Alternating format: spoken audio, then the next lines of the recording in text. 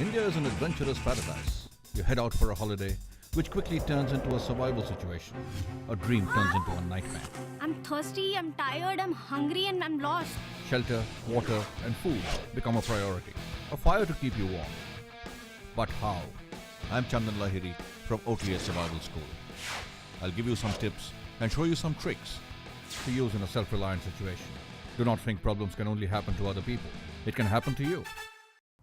When in the wilderness, be aware of three things: wet, cold, and windy. A combination of these three things can lead to hypothermia, something which can kill you very, very quickly. If you're wet, get dry. If you're cold, get warm. And if it's windy, find protection from it. Be careful when you're exerting, particularly in cold weather.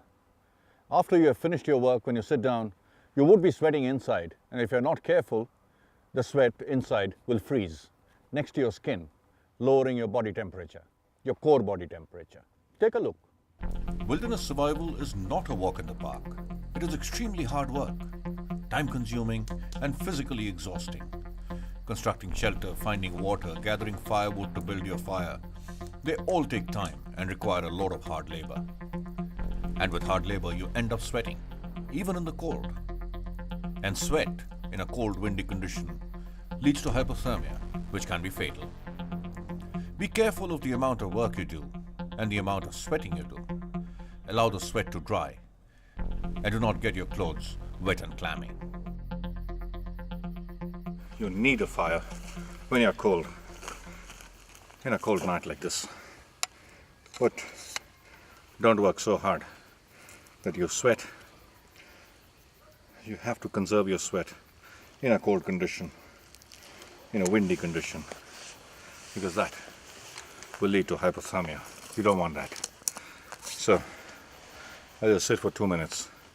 What I'm doing here is trying to build a fire, and it's extremely hard work. I reached very late in the night.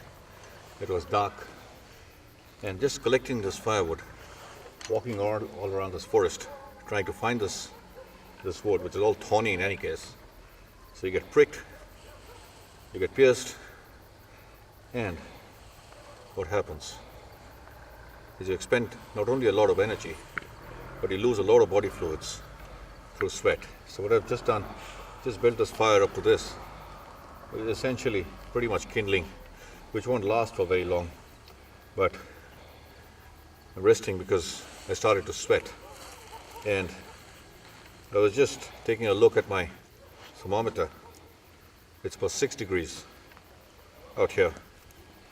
And because of all the sweat and all the exertion that I've just been through, I had to take off my jacket because it was all sweat inside. And the worst thing that can happen is a combination of three things: cold, wet, and windy.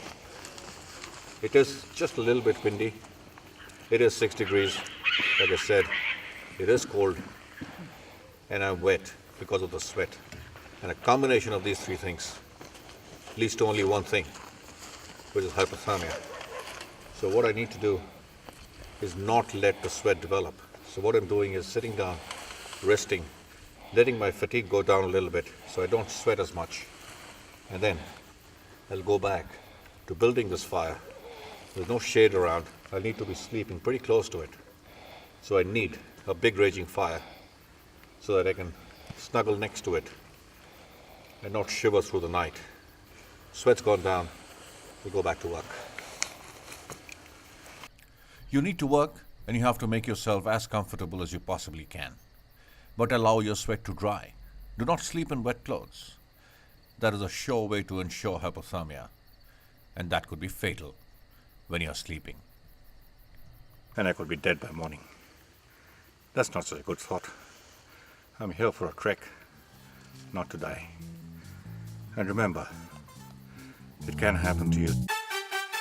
Learn to adapt, improvise, innovate, and overcome. To learn more tips and tricks, visit this site. I'm Chandan Lahiri, and I hope to see you soon at the OTA Survival School. Leave nothing but footprints. Bring back nothing but memories.